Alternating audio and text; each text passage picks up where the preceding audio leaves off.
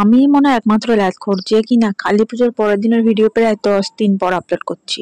কারণ ল্যাদ লাগে ভাই এডিট করতে, ভয়েস ওভার দিতে, এত পরিমাণে ল্যাদ লাগে যে কি বলি তোমাদের। আমার না চুলটা ন্যাচারালি স্ট্রেট, তো আমার না বেশ কার্লি হেয়ার ভালো লাগে। তো আমি ভাবলাম যে একটু চুলটাকে দেখা যায় কিভাবে কার্লি করা যায়।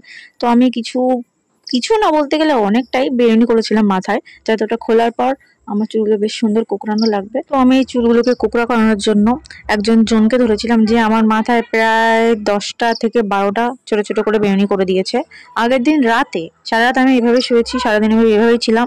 আর ভিডিওটা আমি করছি হচ্ছে দুপুর কটা বাজে, তখন হয়তো 2টো, সেই সময়ের ভিডিওটা করছি। ওর জন্য আমার চুলের অবস্থাটা এতটাই খারাপ।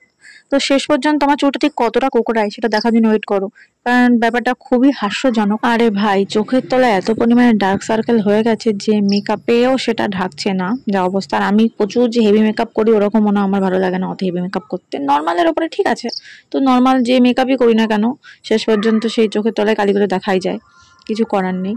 তো একবার ল্যাকমি সিসি ক্রিম ঘষলাম, তারপরে আবার একটা বিবির ফাউন্ডেশন ঘষলাম, তারপরেও সেই যা মুখ সেই তাই ঠেকে যাবে।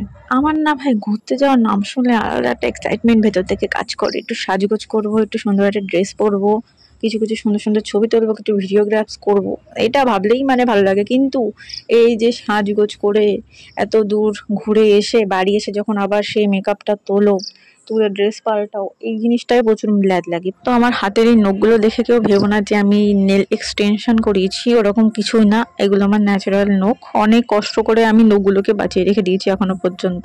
আর এই যে নাকেরটা বারবার যে কেন উপরে উঠে যায় আমি না বুঝি না, ভালো লাগে না, বারবার ঠেলে ঠেলে ঢোকাতে লাগে। আমি না কিছু কিছু মানুষকে দেখেছি যারা বলে আমার না মেকআপ একদম পছন্দ হয় না, আমি না মেকআপ করতে পছন্দ করি না।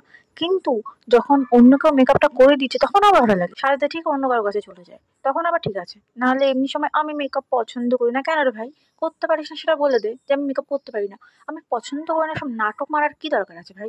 আরে দাঁড়াও দাঁড়াও, তোমরা কি ভাবছো আমি খুব ভালো মেকআপ করি? আরে ওরকম কিছুই না, আমি যা পারি তোমাদেরকে দেখাচ্ছি, তোমরা হয়তো হাসবে যারা ভালো পারো।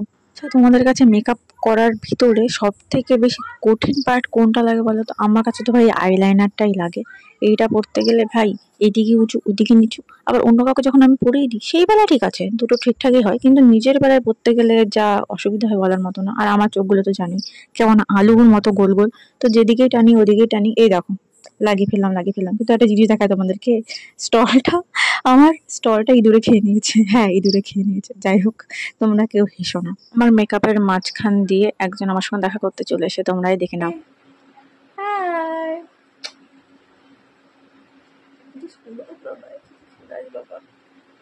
আমি না খুব একটা পারফিউম পছন্দ করি না, আমার খুব একটা পারফিউমের স্মেল ভালো লাগে না। তো আমার চুলটা ঠিক কতটা কোঁকড়ালো তোমাদেরকে দেখিয়ে দিই। এই দেখো, চুলের কোঁকড়ানোর তো কিছুই হলো না, উপরন্ত আমার চুলটা ভেজে গেল, কারণ আমি মাথায় জল দিয়ে ফেলেছিলাম স্নান করার সময়, এই জন্য আমার চুলের এই অবস্থা। এটাই হয় আমার সাথে, আমি যখন বেশি কোনো কিছু নিয়ে প্ল্যান করি যে এটা করবো ওটা করবো, এটা হবে ওটা হবে, সেটাই আমার সাথে হয় না। সত্যি আমার মনটা খুব খারাপ হয়ে গেছিল যে আমি চুলগুলোকে কোঁকড়াতে পারলাম না। যাই হোক, বাদ দাও। তো এরপর আমি ভাবলাম যে একটা ঘড়ি পরে একটা স্মার্ট ওয়াচ পরবো, কিন্তু আমার হাতে লম্বা জামার জন্য আর ভালো লাগলো না ওটা, ভাবলাম থাক পরবো না। তো এই পরেছিলাম এই জুতোটা আর নিয়েছিলাম এই ব্যাগটা। তো এই হচ্ছে আমার ওভারঅল লুক। আর এই যে ফিতেগুলো, এগুলো আমি ব্যবস্থা করছি। তো আমাকে কেমন লাগছে আমাকে অবশ্যই কমেন্টে তোমরা জানিও। এখনকার মতো বাই।